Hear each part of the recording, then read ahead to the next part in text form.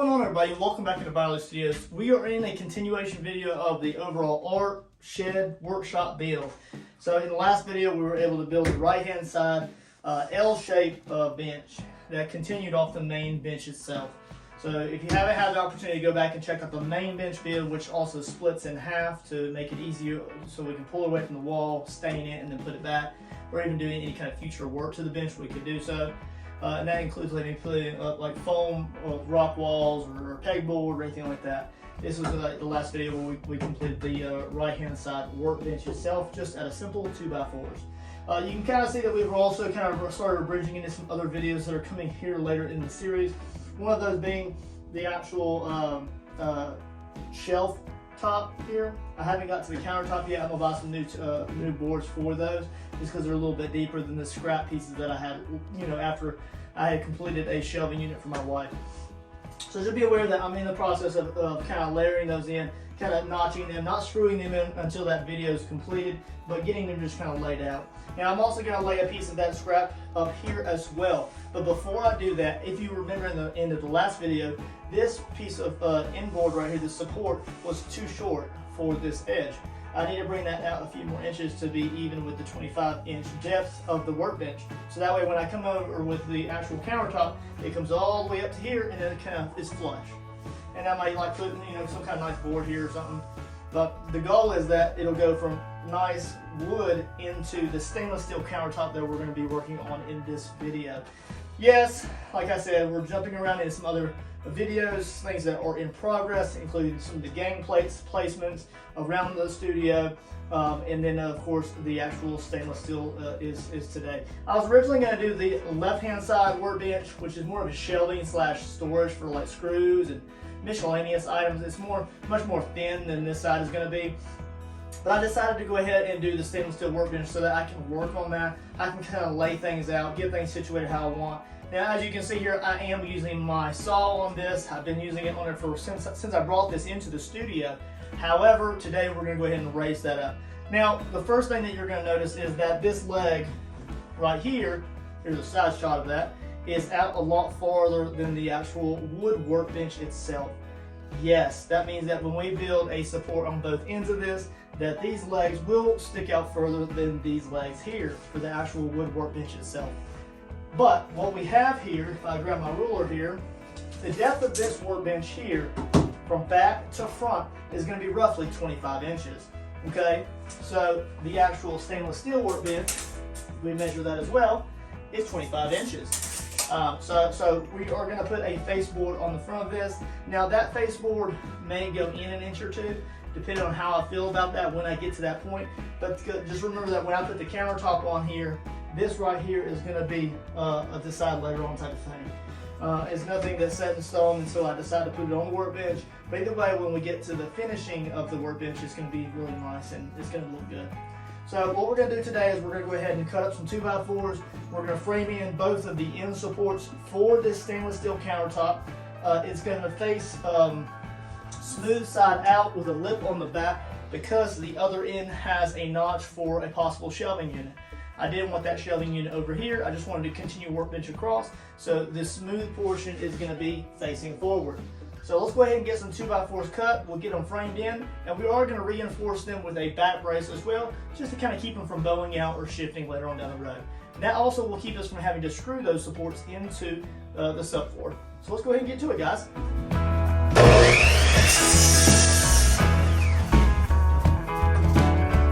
You'll notice here that this is actually kind of chipped right here. It's the end of a piece of 2x4 and it's just kind of crummy.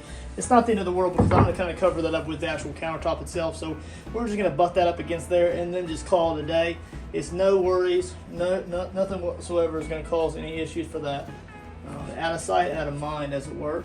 We'll go ahead and sink these back down in here.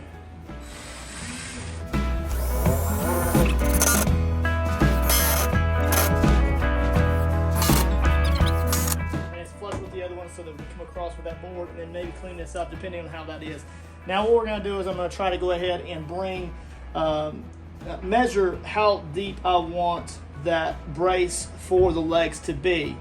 If I have to shim the legs to bring them up slightly as I get to the finishing stages of the actual wood countertop, then I can do that. I don't mind shimming it because I do plan to dress up the front of these legs all the way around with maybe like a foam rock texture or something really like grungy, because I wanted to, I'm thinking about really creating a dungeon tavern feel for the whole workshop.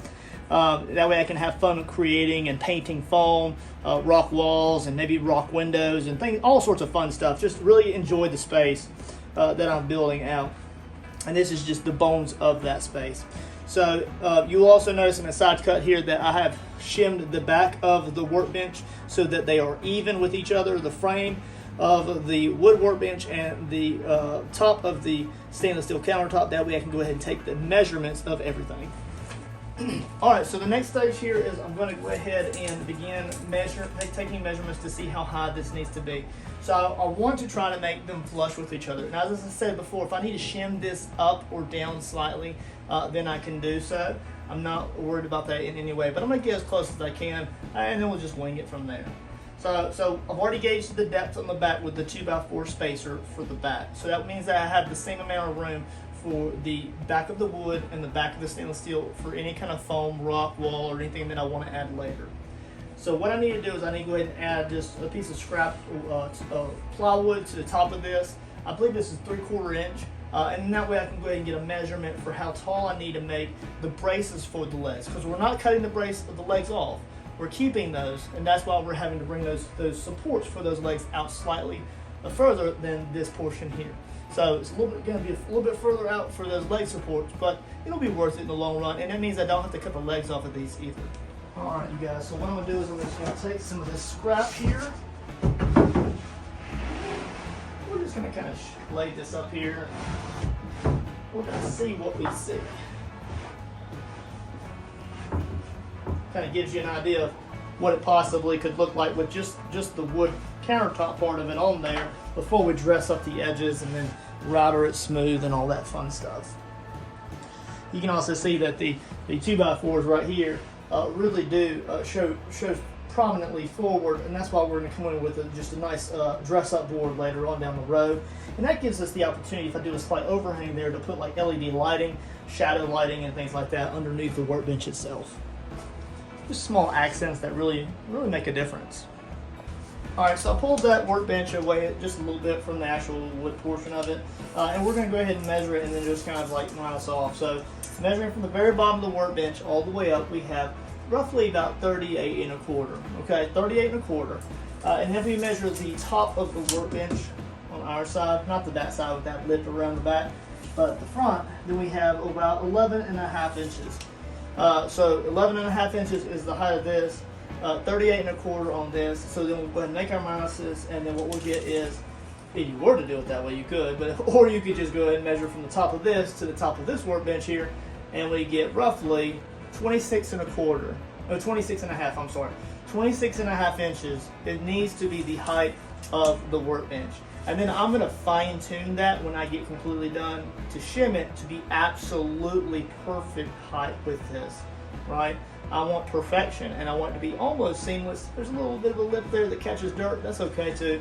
But we want to make sure that it's pretty on point. So we're going to go with 26.5 inches in height supports. So 26.5 inches is the height of the supports that we need for our legs. But what is the depth that we need for this workbench?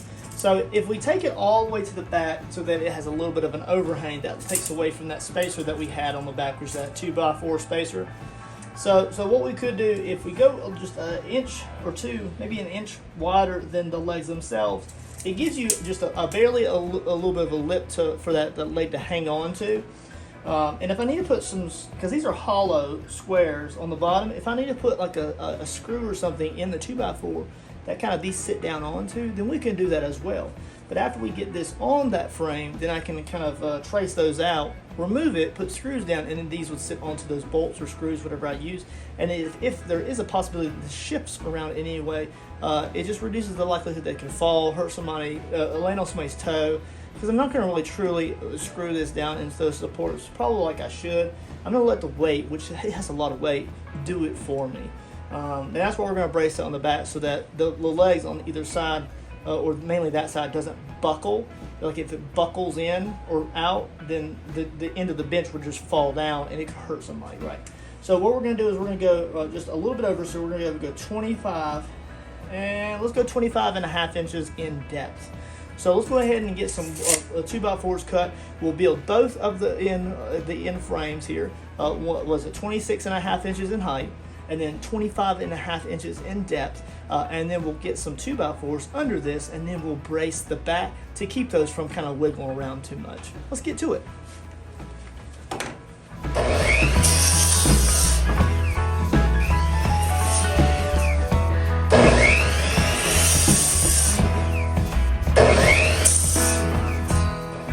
Alright, you guys, so I'm a simple man sometimes, and I like to make life easy on myself. So of course I did a moment ago, I did a bunch of math and things to figure out the height and all that stuff, and you can do all that and take measurements if you want.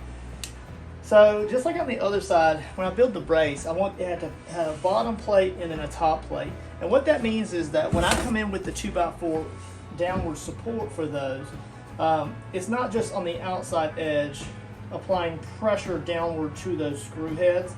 If it comes on top like that, it applies downward pressure into that plate, and it just gives it a stronger connection.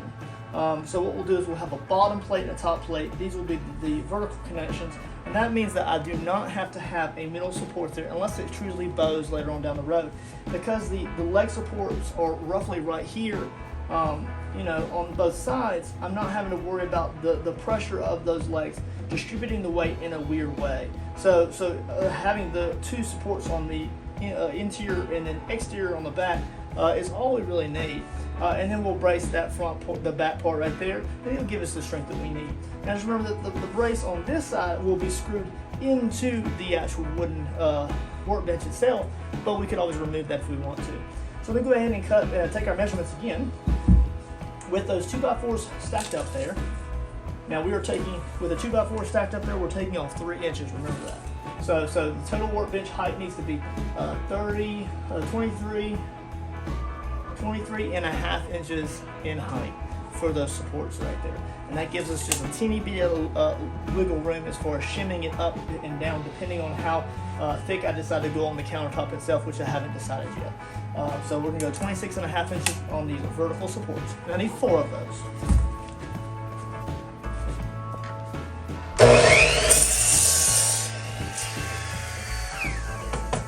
Once I have one of those cut, then I can use the same one to mark all of the other 3.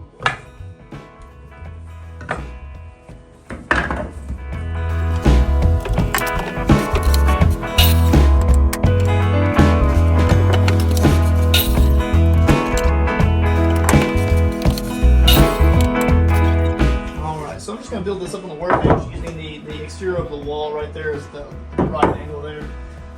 So what we'll do is we're going to go ahead and put 2 vertical supports on the front and the back there, just like that. And I'll kind of square those when I put them in here, just like that. What I'll do is I'll just go ahead and pre-drill all 4 corners, put 2 screws in each corner, and then that will give us a square for each side. And we're going to build 2 of those. 1, 2, 3, let's go!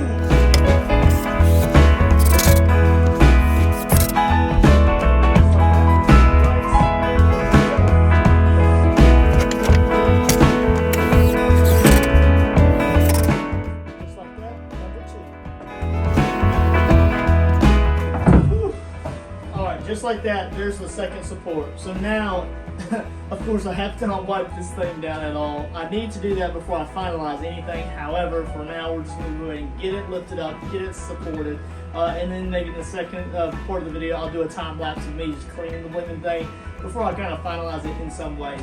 Of course, this is going to be stained later on down the road, but that's okay. So for now, let me go ahead and do a time lapse of me moving my saw, getting the thing out of the way, getting these into position, and then we'll go ahead and get this thing up in the air to where it's almost even with this.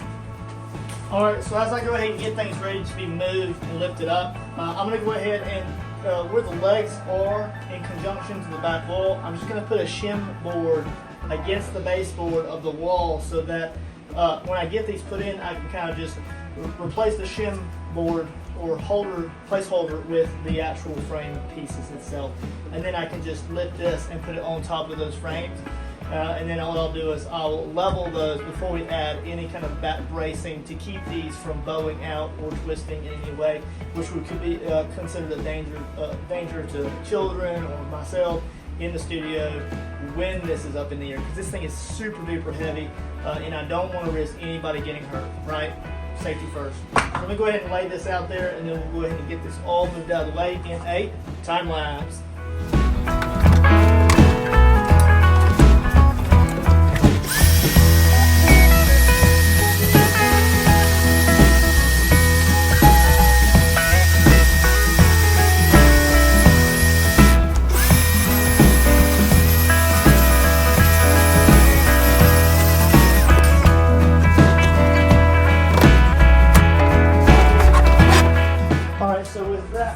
Out of the way here. I'm going to, of course, vacuum here shortly. However, let's just go ahead and get these things kind of like laid in. Alright, I'm shimming the back.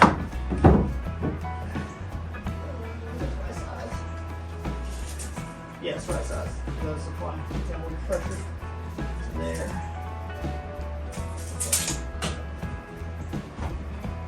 Now, if I have to take some away out of that 2x4, I can. So I'm just going to remove the shim right there to get that out of the way, and we'll just roughly put this kind of in the same place for the most part. And if I need to move it back and forth, I can, and then we'll level it and square it with the back wall. If we need to.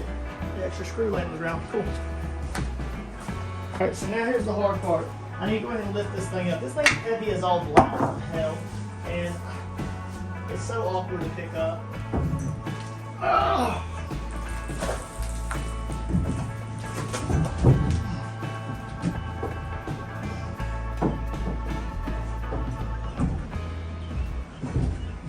And I know it's sitting down on the inside of those legs. Woo! Sprained my wrist not too long ago, and it is still affecting me. Okay, let's try to blow in right there. Let's try this again.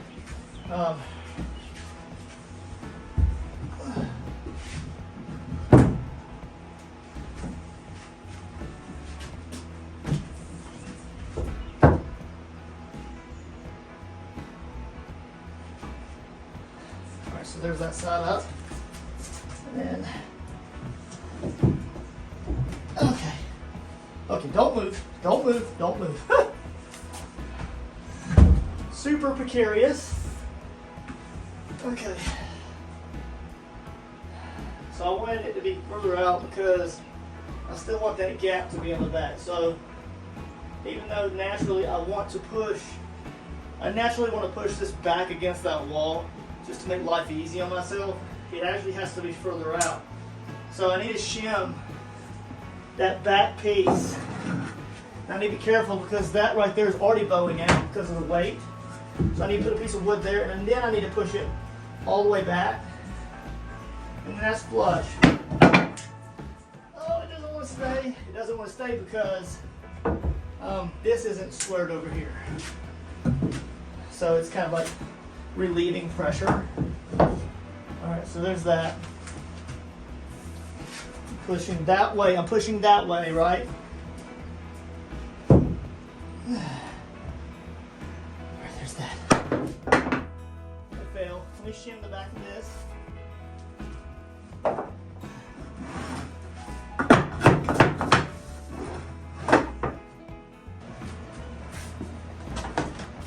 So what I need to do is I need to make sure that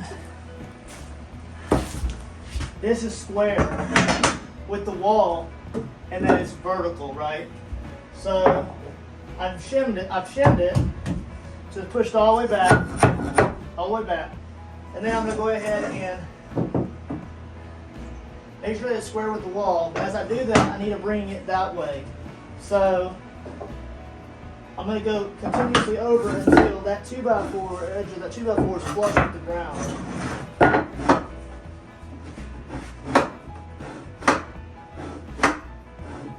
There's small chunks out of it, so I feel like it's kind of flush.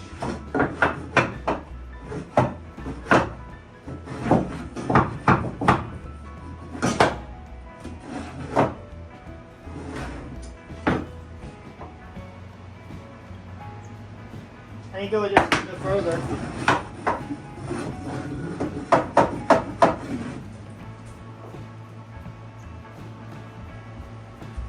It's dead even. Okay, so what do you think? I think I can push. So right now the legs are centered on that 2x4. So if I were to go ahead and apply, now make sure they're centered, right? Because I want the direct pressure. And when I can put some screws in right there. So what I'll do is I use a pencil. Okay, so slight dilemma here. So the 2x4 brace that I built for this side, which is going to go up against the wooden portion of the workbench, these legs are bent out slightly, and they're at the very edge of that stainless steel workbench. Because they're bent slightly, it's not to make it or break it on that part, but they're not centered on this 2x4 the way I thought I was intending. There's a slight overhang, which means that if I take these over to center them with this, I have a gap between the workbench top and this outside edge. So when what I'll do is when I go to make the workbench top, and I'll show a highlight clip of this unevenness now. When I go to make the workbench top, I need to make sure that I gap it over. And what I mean by that is, if I were to go ahead and bring this over just a smidge to center it, let me go ahead and move the other 2x4 brace. Because I'm only going over a little bit. Okay, so let's just say that right there is centered. Okay, I may adjust it slightly. And then I'll make sure it's centered on the other piece.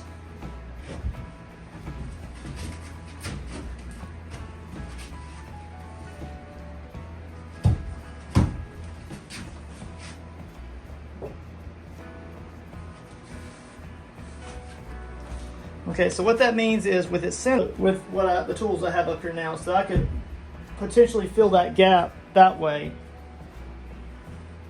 And then that gives me the filler I need to be even with this outside piece. I could always come back and I can add like a faceboard to this if I were to remove this portion, or just router that off and then add the faceboard to the interior of that brace. But so what I'll do is I'll go ahead and level these supports off. So what I'll do is I'll go ahead and I'll level both of these supports. I'll shim them against the wall, and then I'll make sure that they're up against the 2x4 this way. And then what I'll do is I'll make sure they're level. I'll make sure that they're level. That one is. So I'll go ahead and screw this one into the main workbench. I'll level that one so that they're even. And then all I'll do is I'll go ahead and screw some holes, and maybe even just put some screws in from above, so that these little posts here slide down on top of a bolt, and it keeps them even more secure. And like I said, I'm planning to come back later on and dress these up, so I'm not really too worried about that. So let me go ahead and get these attached and leveled, and then I'll catch you back here in a minute as we work on the back brace. Cool?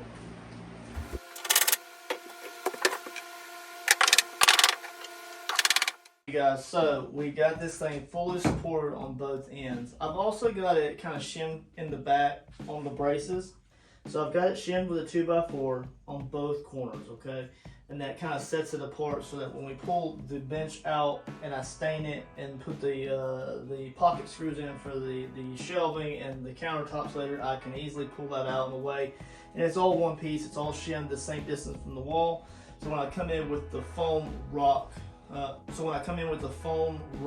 backing, whatever I decide to do with that, although it'll probably be a thinner XPS foam that I make that rock texture out of, I want to make sure that I have the room to work with.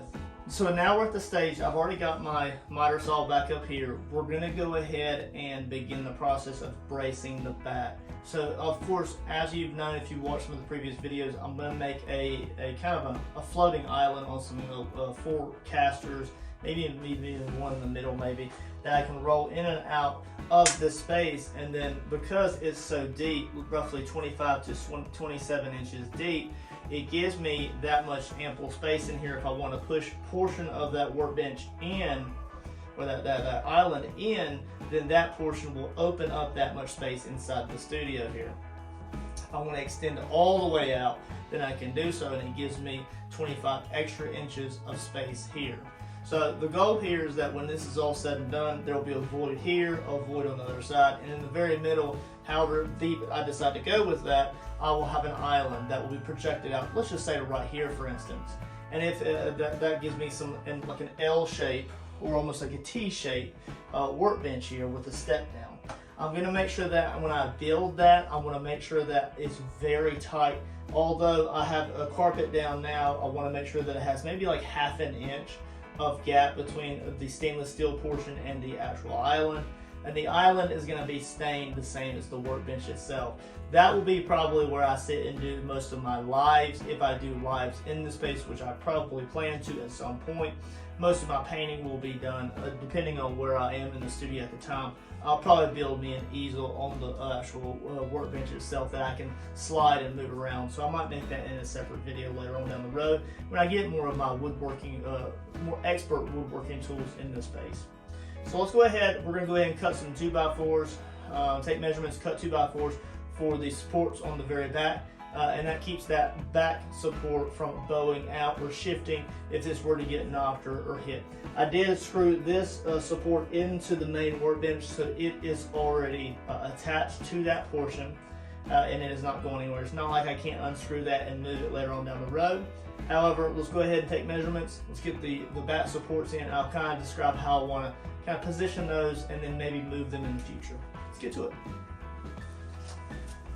All right, you guys, so getting up under here. So, of course, we've got it shimmed at both ends, as I stated before. And what we have here is, I'm going to take my ruler here, and we're going to measure between the two sections here.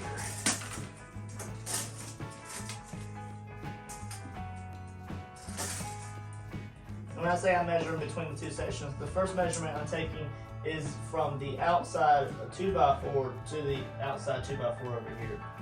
And what I'm going to do is I'm going to measure that to the inside 2x4 of the wood workbench. Here's a side shot of what I mean with the ruler attached to that. It means that I'm going to have an additional 3 inches of attachment there with a few extra screws just to give that side even more support than it would have had originally. I'm thinking about only adding supports on the very back because I want that island in the front to be able to move in and out easily. And I don't know if I'm going to add any shelves to that. So let's just take our measurement here. So right now from the very far 2x4 vertical support to the outside here is 70 inches. Okay, so 70 inches from outside to outside will be what our measurement is. And it's not like I can't change that adjustment. I can take those off, I can cut them deadhead, I can move this portion of the workbench to a different place in the studio if I ever want to move things around. So for instance, if I cleared out a portion on the other side of the shed, I got rid of some shelving for some things and I wanted to put this over there apart and build me like just an engine building station, then I can do that, and it's not like, it's not permanently attached to anything. I'm not really happy with how the legs on that side are kind of crooked. I'll show a side cut of that right now. I'm not really happy with that, but it is what it is, and I'm going to kind of work with what I have. Once it's all said and done, you really won't be able to tell that that's happening, but somewhere along the way, this portion of the workbench had been too much weight on it, or bent, or crooked, or something happened with it. And, I hate that, but it's just part of the process. So we're going to go 70 inches from end to end on the farthest outside support. And I don't know if I want to add anything other than that. I think that the 2 of those would be sufficient to go all the way across. Because I don't think I want to add any to the top frame. And I'm going to show you, I'm going to bring you down now and I'm going to show you what that means. So I don't think I'm going to add any to that portion there. I just don't feel like that's really necessary. Even though the L-shape support would give it technically a little bit of a stronger setup and it would keep it from twisting. I'm really trying to avoid that, but I don't know if I'm going to be able to. I really think that I need that support, and because I'm not adding any long supports on the front, I think I do need to have that L-shaped support on the top part of that. So let me go ahead and think about that for a few minutes.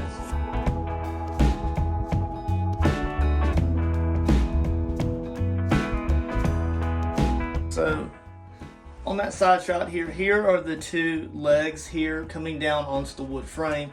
When I say the outside edge, I mean the outside edge. So I'm going to not only to the outside of that new brace that we built, but I'm going to also go another 3 inches onto this.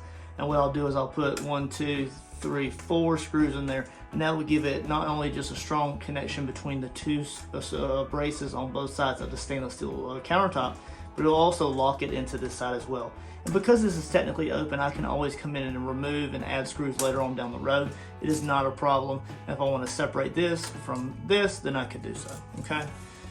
As far as the top L bracket, I'm thinking about adding a support from here all the way across to the other side. Although if we put a brace here, and then put a brace at the very bottom, and then put a brace at the very bottom, it does give it some good support on the back. However, it could twist and bind in some ways. By adding a piece of 2x4 across the top right here, it creates that L-shaped bracket or brace, and it's less likely to torque or twist the wood because it's got support and screws from 2 different directions. It would be 3 inches out from here, right there on the underneath of that, screwed into this top brace. And then I would have, so that one would go out through here. And then the next one would be butted up against that, and then it would come down like that. So we would create an L-shaped support. And then afterwards, I can apply a few screws going across just downward and make an L-shaped beam that goes into this and into the bottom corner all the way down here. So I have options, because I'm not going to have supports across the front at all. So because I want that island caster to be able to roll into this and take away that space in the middle of the shed here. So because I put the L-shaped brackets on the supports on the back and the braces, because I put the L-shaped braces on the back between the 2 supports, it means that I'm going to have at least a minimum of an additional 3 inches of space coming off that back brace. So it keeps the island from running into the foam wall, which I'm going to put so much effort into it. Not just applying additives to make the foam really hard, like rock texture, make it last and durable. However, it's also going to be detail painted by me with mossy effects, distress. I'm going to make it look kind of cakey and watery at some places. But I don't want that to be damaged by pushing the casters in all the way. Because you know how casters are. Sometimes that angle the wrong way, you give it a little shove, and then it pushes it in. So not only are we shimming the back of the 2x4 braces for the legs, but also I want to have that L-shaped bracket across the back to add support and strength, but it's going to keep that island from being pushed all the way back, right? So it protects what's behind the workbench. So we'll have one across the top and the bottom, 2 L-shaped brackets, and then what we'll do is that will give us roughly, let's just say 3 inches, so 1.5, so 4.5. It's going to roughly give us an additional 20 inches of hidden space on that island to be pulled out. I know that's technically a future video, and we'll loop back around that with some exact measurements later on down the road, because although I kind of wing the rest of the shed, the island is going to be a little bit more detailed as far as measurements and spacing and things, because I want it to be nice and tight. I want it to be nice and clean looking, and I want it to look like these two pieces go together in some ways. So let's go ahead and get those 2 L-shaped bracket supports between the leg braces cut out, and then we'll get them screwed into place, and that will almost be it for this video. And then we'll be going into some other videos. So sit back and enjoy. Let's go ahead and cut these pieces out real quick, and then we'll get these put into place with a few screws.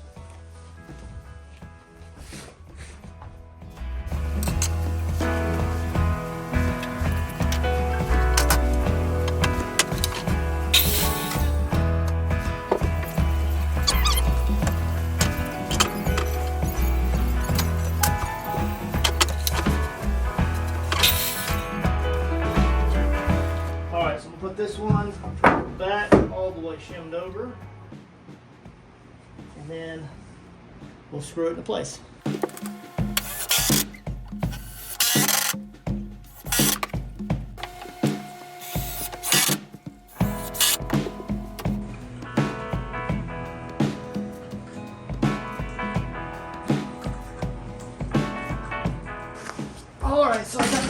supports cut here, and I'm going to take this one right here. It's going to go across the top, just like that. Just kind of evened out here.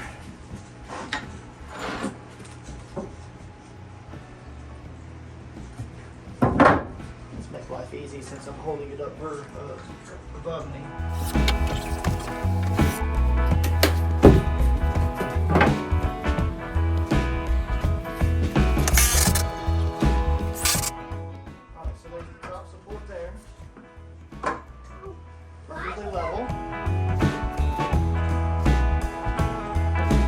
And what we'll do is we'll take that same one and we'll bring it all the way up.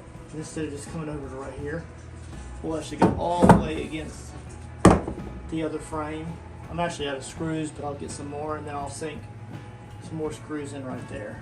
You're out of screws? Yes, kiddo.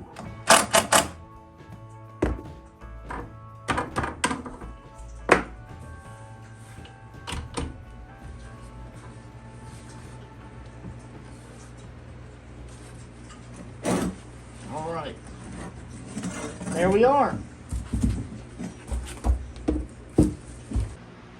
And just like that, guys, this portion of the workbench is almost completely done. So the only thing we have to do now, apart from dressing it up later on down the road and making the front of the legs look nice and all, is go ahead and give it some elbow grease and clean this. So sit back and enjoy the time lapse of us kind of just cleaning this thing up, getting all this crud off of it on the other end with glue, paint, things like that had gotten on it.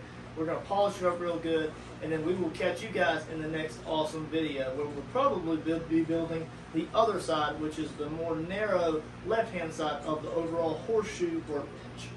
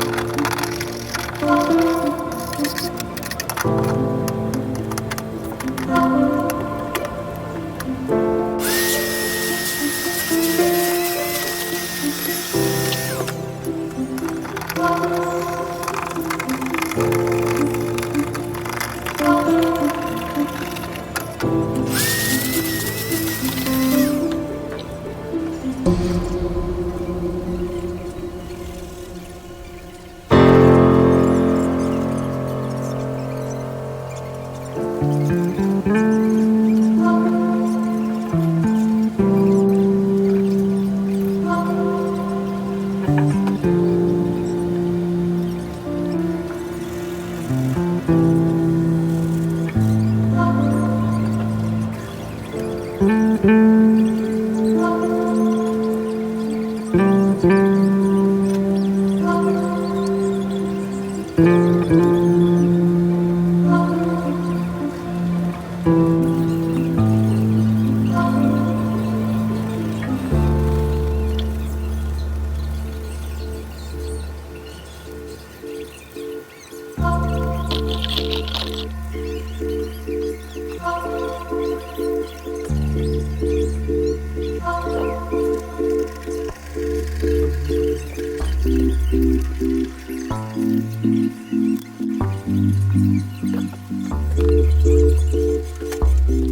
everybody, so that's all there is to this part of the video here. Of course, I've got a lot more work to do as far as cleaning up this stainless steel countertop, both the inside, the underneath, the outside. But the top is pretty much clean. I've got it where I want it. I'll probably do a final polish on it before we finish the entire series, just to make it look really shiny.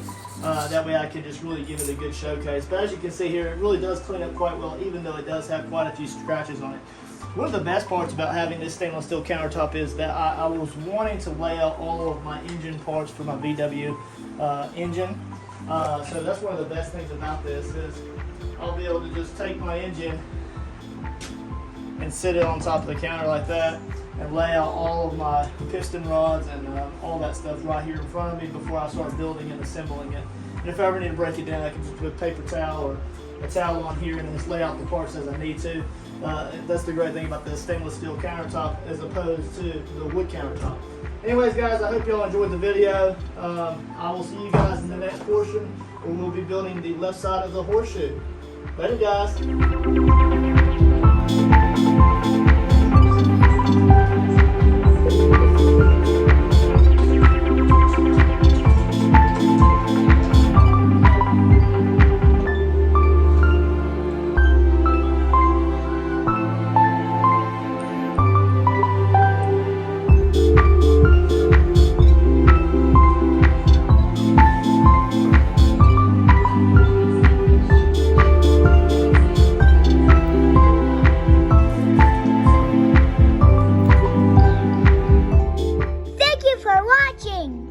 Check out all of these awesome videos.